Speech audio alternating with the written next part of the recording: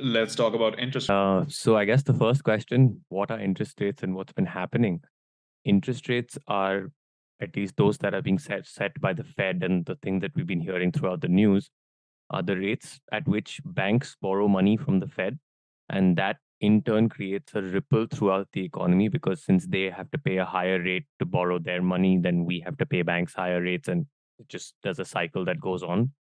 This is essentially done so that people end up spending more money on paying interest as interest rates are higher. And that then leads people with less money to spend on like goods and services. So less money is being circulated through the economy, and that sort of slows things down. At least that's the logic that I understand. And yeah, what do you have to say on this? So I'm aware of the way it works in the US because that was my primary area of education. Interest rates are a very interesting game that is played by the US, two sectors of the US economy. One is called the Treasury and the other one's called the Fed. So US has this very nice system where the Treasury writes on a piece of paper that, give me this much money and I will give it back to you in a given amount of time. Now, that time can range from a treasury bill, which could be 13 weeks, could be a year, could be 10 years, could be 30 years. Based on the timeline, the Fed says, okay, I'll give you this much money, but I want this much interest in return. Yeah. And every time you hear Powell talk, Powell is the head of the Fed, which rhymed per se. But Powell is the head of the Fed.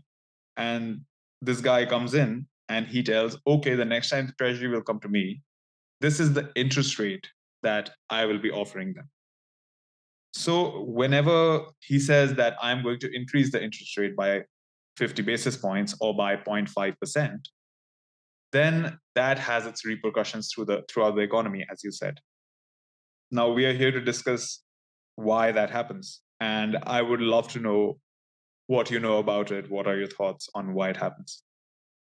So this has basically been done because a bunch of money was pumped into the economy during COVID to keep things running. There was a lot of there was a lot of issues that happened during COVID. Obviously, everyone sort of stuck at home. There was not too many people going out and buying stuff and things like that. There were supply shortages and all that.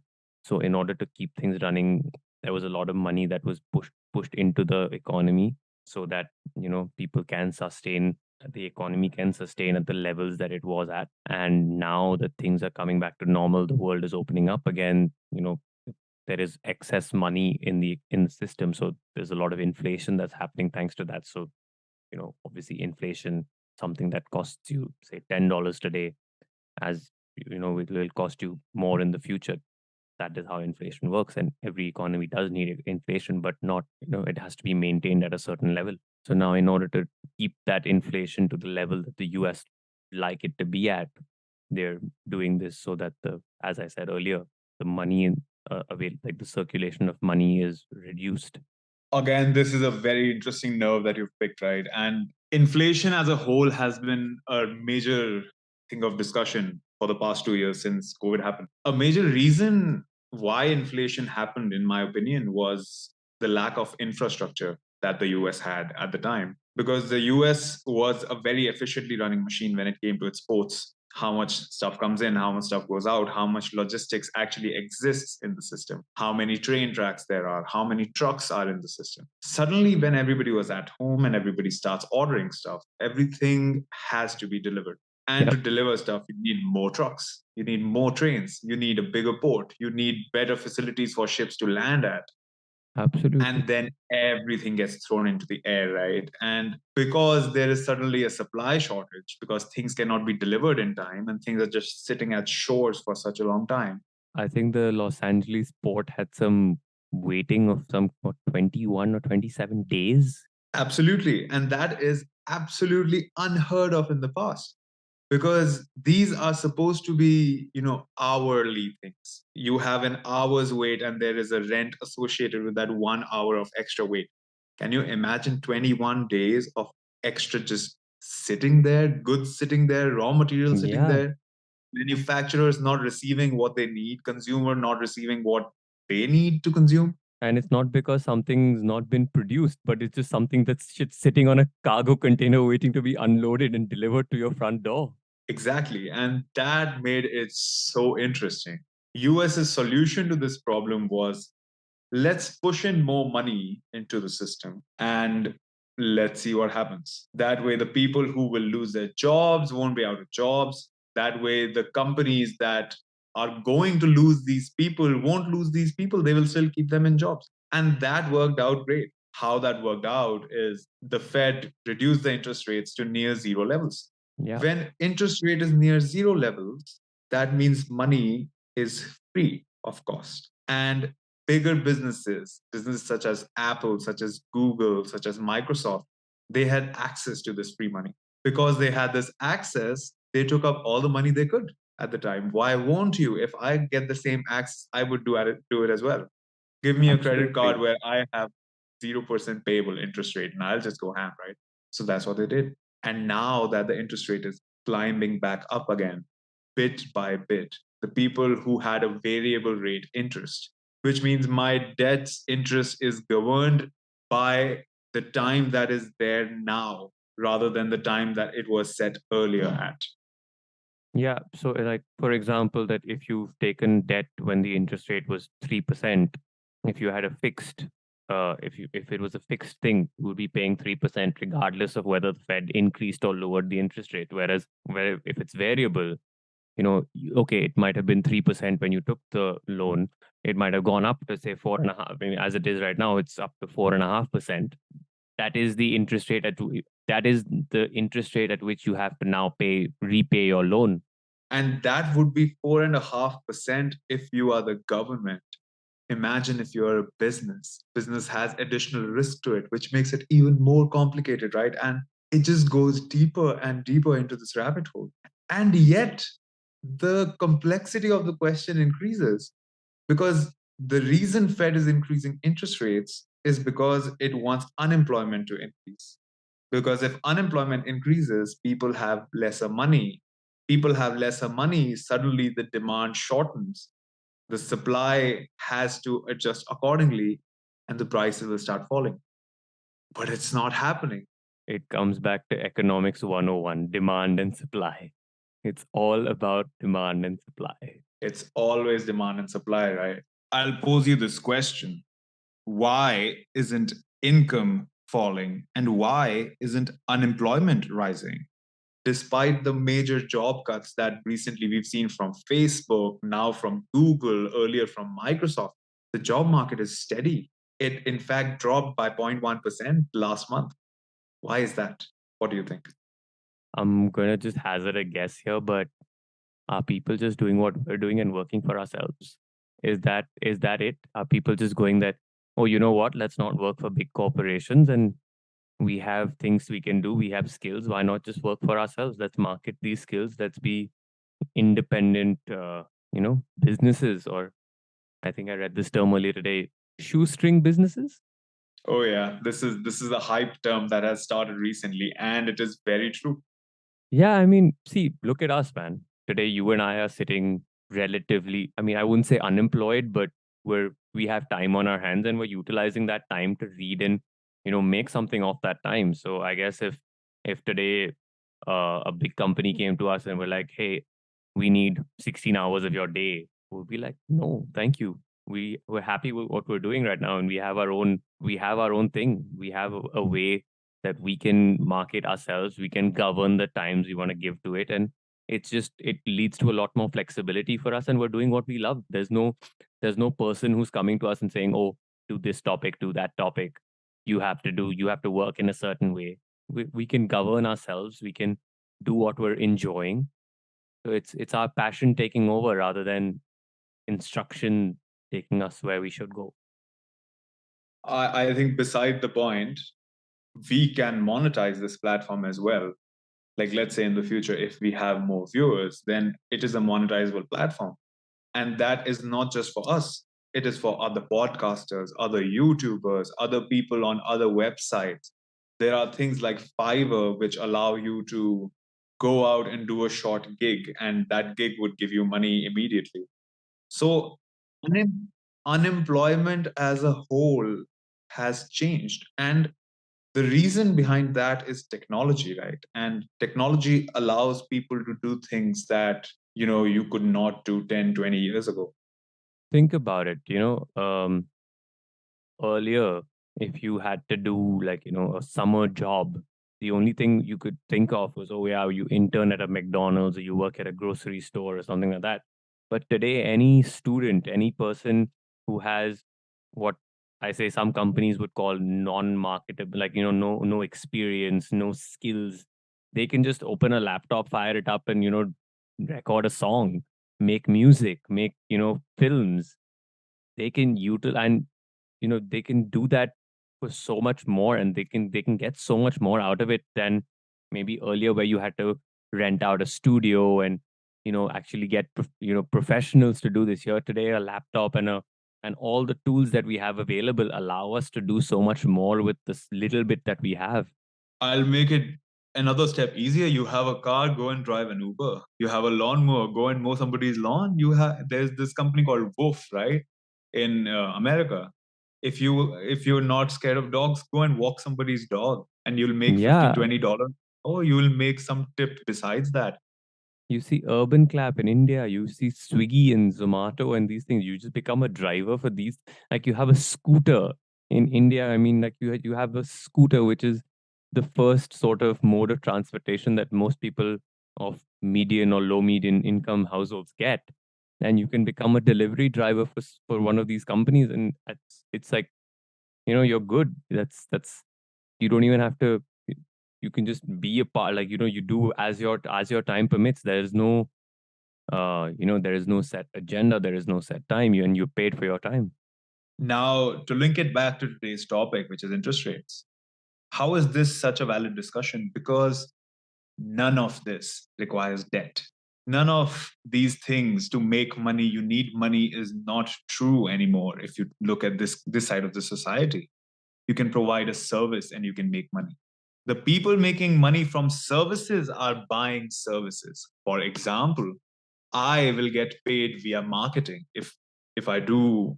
We will get paid via marketing if we do monetize this platform, and we will have to market ourselves if we want to get out in the world. So we will have to pay another platform, which will be paying somebody else to market themselves. It is just a crazy loop, right? It's just a cycle with a cycle with a cycle with a cycle. Exactly. And as this sustains, people continue to have money and people continue to have spendable money. And despite the interest rates skyrocketing, despite debt becoming very expensive, it does not bother the economy at the least. And we are able to see that live in front of us. Generally, economics is based on this, theoretical evidence, and economics is based on a lot of assumptions. Last 3 years, 2 years have been so fascinating in the world of economics because we can see everything. We can see what happens if you push excess money into a system. We can see what happens if you take away excess money from a system. We can see what happens if you oversell your house. And it will become visible more and more as we go forward, because some of the steps that the world has taken, some of the steps that countries like India have taken, with an increase in debt to GDP ratio, which has again gone up by a significant number. It is at 95% right now. Earlier it was at what, 30% pre-COVID. So these things start building up and start showing themselves. But right now, regarding the interest rate discussion, the Fed is not getting what it wants. But what it wants, is that even a valid argument? Is it necessary to drop the employment? And is it necessary to drop people's income? That becomes a real question. Now, last time when Powell spoke, like 3 days ago, he said that we are going to slow down the increase in interest rates. And he has to do that because your GDP growth has to be in line with your interest rates. It's all linked. I mean, everything that, you know, it's all one chain leading to another chain. You increase interest rates, there's a ripple effect that affects your unemployment, that affects your GDP, that there's a whole that whole theory of macroeconomics that, we did back in college, that, one thing leads to another, leads to another, leads to another. And that's why the whole thing today is linked at. So in fact, you were speaking about the debt in India, and I wanted to speak to you about this because this is something that's been fascinating me. That the fact that, it's in India, we're always hearing about the fact that, oh, the Fed is having a meeting. There is this whole anticipation that starts about a week, 10 days before the Fed is supposed to meet. Then those 2 days that the Fed meets is this, like, it seems like everyone is on tenterhooks. Oh my God, what is going to happen? Oh my God. The stock market is going, it's going up and down, up and down. There is such variability to it. There is such volatility to it. And once the decision comes out, there is a reaction, there is an expectation, and then it's only after that that you hear, okay, then the RBI Monetary Policy Committee is sitting, and then there is a ruling for India. So why is it that the relationship is such? And can you help me understand this further, because I'm at a little bit of a loss here. So, in my understanding, let's say you're a shopkeeper, and let's say you're a shopkeeper in a very remote village. Now, in that remote village, there are 10 houses. One of those houses is owned by Jeff Bezos, right? And the other houses are regular people, regular consumers that you have. Tomorrow, Jeff Bezos announces that my liquid income is going to go down. The amount of cash I'm going to have to spend is going to go down. Now, let's say that significantly affects your business because him having lesser money gives him a lower consumption, which gives you lesser to sell. Now, if he is such a big consumer of yours, tomorrow you have to sit with your business partner and discuss a new plan, right? You have to come up with a new strategy, and you have to come up with, what should I do to my shop because my major consumer is facing this. US economy right now is 10 times the size of the Indian economy in sheer GDP numbers. It is some 30 trillion to some 3 trillion, that some odd number like this. Yeah, yeah, yeah. India's largest export partner is the US, and that is based on net exports. On the other hand, the things that we export are at such low margins, and the things that we import are at such high margins. So that number fails to explain the extent to which India depends on the US as a consumer. Now, when the Fed announces a hike in the interest rate, the assumption is that the manufacturing segment of the US is going to have lesser debt, more expensive debt, lesser cash on balance sheets, and will have to pay more in interest rates in the future, as you said, than pay down their debts. So they will have to cut their shops from India, and they will have to cut their shops from other places.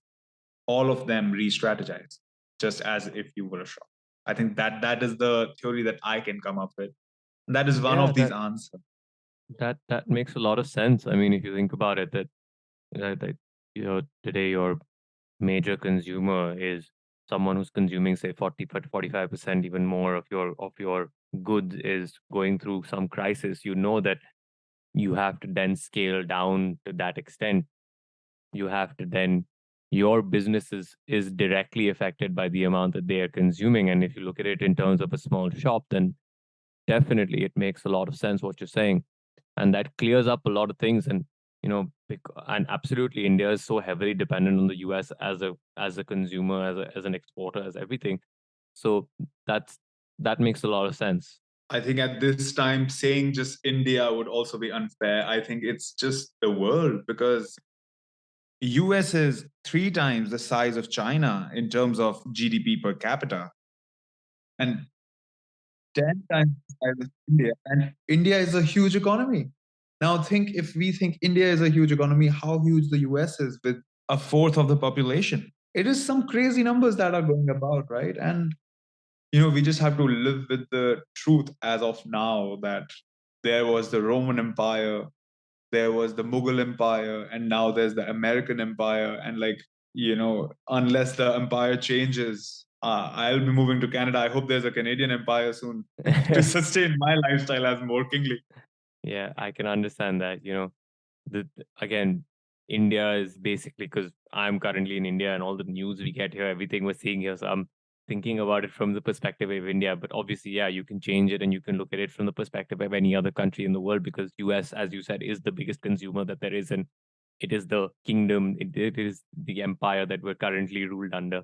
Oh, definitely. And I would actually like to, if the viewers are enjoying this kind of a conversation, I would like to ask them to look deeper into economics, because this is our answer. And there are so many answers that economics has, and everything has like a cost and a benefit to it. And we are just discussing one side of the costs and benefits. And maybe other viewers have like their opinions on what is happening, and maybe they can go into a deeper dive statistically on our opinion, and that would be phenomenal to see as well. Yeah, I mean, I would love to know what other people have to think, because, dude, we have spoken about this, what, I think 2 or 3 times now in preparation for our podcast. And I think those 2 or 3 times we've spoken about it in 2 or 3 different ways.